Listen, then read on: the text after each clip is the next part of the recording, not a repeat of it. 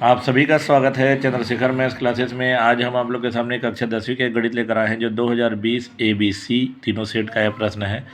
वित्तीय वर्ष 2013-14 में एक शासकीय कर्मचारी की कुल वार्षिक आय 3,60,000 रुपये थी। उसने 20,000 रुपये जीवन बीमा पॉलिसी का वार्षिक प्रीमियम और 4,000 रुपये प्रति माह सामान्य भविष्य निधि में जमा किया। देय आयकर की गणना कीजिए। यदि सभी बचतों पर छूट की अधिकतम सीमा 1,00,000 रुपये है तो देय आयकर की गणना कीजिए। आयकर की दरें निम्नानुसार है। 2,00,000 रुपये तक कोई आयकर नहीं, 2,01,000 रुपये से 5,00,000 तक 10%, 5,01,000 रुपये से 10,00,000 तक 20%। तो सबसे पहले हम लिखते हैं पहला नंबर में शासकीय कर्मचारी की कुल वार्षिक आय,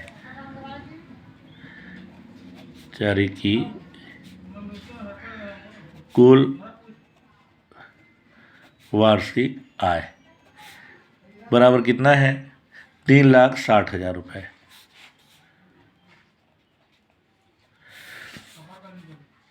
दूसरा नंबर छूट हेतु जमा की गई राशि, छूट हेतु जमा की गई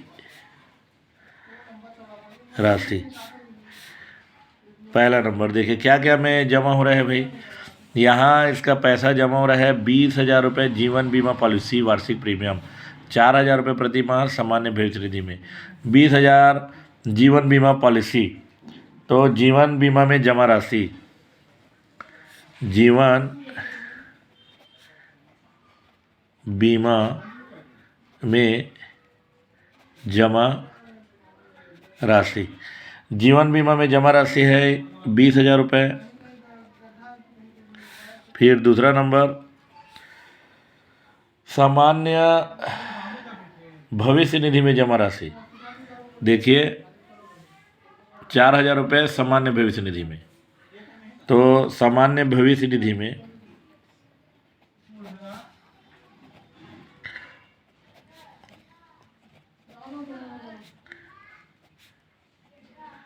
जमा राशि, सामान्य भविष्य निधि में जमा राशि 4,000 रुपये प्रति माह है। तो हम इसको एक वर्ष में 12 माह होते हैं, 12 का मल्टीप्लाई कर देंगे तो ये आ जाएगा 48,000 रुपये। तो जमा की गई कुल राशि,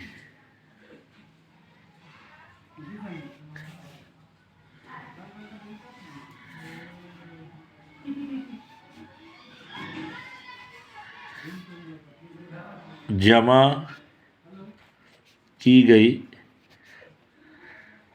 कुल राशि बराबर 20,000 और 48,000 को आप जोड़ दीजिए।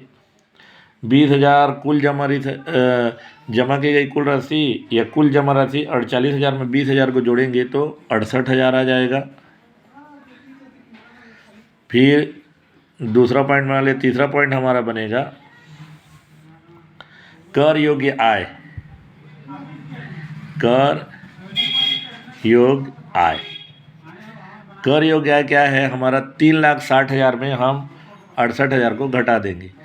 3,60,000 में हम 68,000 को घटाएंगे तो हमारा आ जाएगा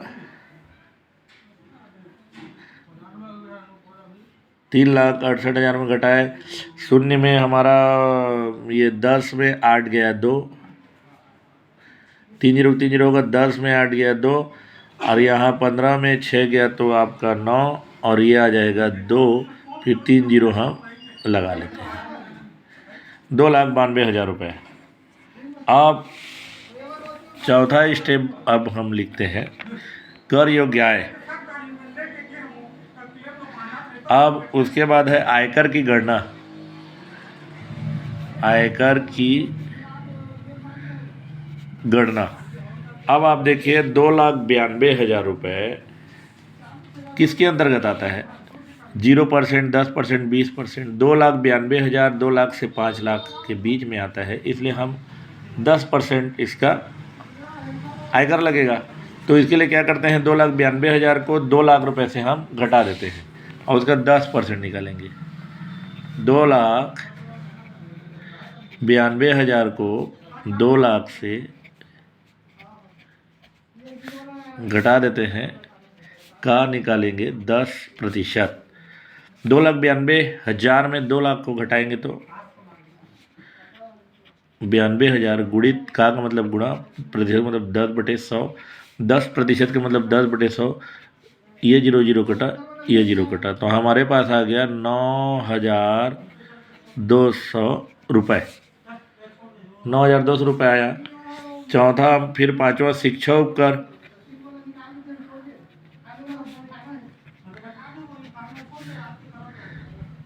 शिक्षा उपकर 3% निकलेगा, आयकर का 3%, तो 9,200 का 3%, तो 9,200 गुणित 3/100, ये 0 कट जाएगा, तो 92 गुणित 3, 3 दूनी 6, 3 9 27, 276 रुपये आ जाएगा। तो छठवां हमारा निकलेगा कुल देय आयकर।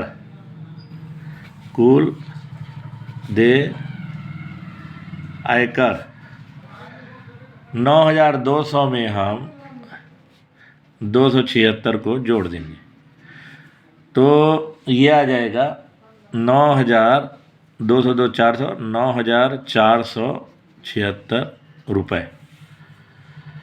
यही हमारा अभीष्ट उत्तर है। आइए पुनः एक बार देखते हैं।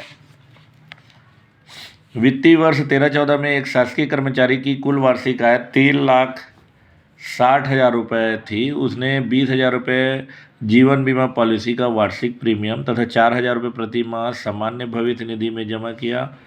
देय आयकर की गणना कीजिए। यदि सभी बचतों पर छूट की अधिकतम सीमा 1 लाख रुपये तक है तो देय आयकर की गणना कीजिए। आयकर की दरें निम्नानुसार है। 2020 के तीनों सेट का प्रश्न है।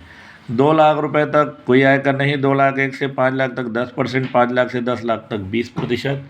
शासकीय कर्मचारी की वार्षिक आय 3,60,000 रुपये। छूट हेतु जमा की गई राशि जीवन बीमा में जमा राशि 20,000 है। देखिए जीवन बीमा में जमा करने की राशि 20,000 रुपये जीवन बीमा में, और सामान्य भविष्य निधि में 4,000 रुपये प्रति माह। तो जीवन बीमा में जमा की गई राशि 20,000, सामान्य भविष्य निधि में जमा राशि 4,000 प्रति माह, तो 12 से गुणा करेंगे तो 48,000 और 20,000 को जोड़ेंगे तो 68,000 हमारा आ गया जमा की गई कुल राशि। अब कर योग्य आय निकालेंगे। कर योग्य आय के लिए हम क्या करते हैं, ये जो शासकीय कर्मचारी की कुल वार्षिक आय 3,60,000 है, उसमें 68,000 को घटा देते हैं, 2,92,000 निकल जाएगा। अब आयकर की गणना 2,92,000 है, तो आप देखिए किसके अंतर्गत आएगा। 2 लाख रुपये तक कर है 0%, 2 लाख 1 रुपये से 5 लाख तक 10%, 5 लाख से 10 लाख तक 20%, तो हमारा ये 10% के अंतर्गत आएगा, क्योंकि ये 2,92,000 है तो 2 लाख से 5 लाख के बीच की राशि है, तो इसलिए 2,92,000 × 2 लाख का 10%, 92,000 गुणित 10/100, 0 कटा, तो 9,200 रुपये आ गया। शिक्षा कर 9,200 का 3% निकालेंगे तो 9,200 गुणित 3/100, 0 कटेगा, तो 92 गुणित 3 276 रुपये। कुल देय आयकर 9,200 में 276 जोड़ेंगे तो 9,476 रुपये आ जाएगा। यही हमारा अभीष्ट उत्तर है। हमारे वीडियो कैसे लगा जरूर बताइएगा। हमारे वीडियो को देखने के लिए आप सभी का बहुत बहुत धन्यवाद।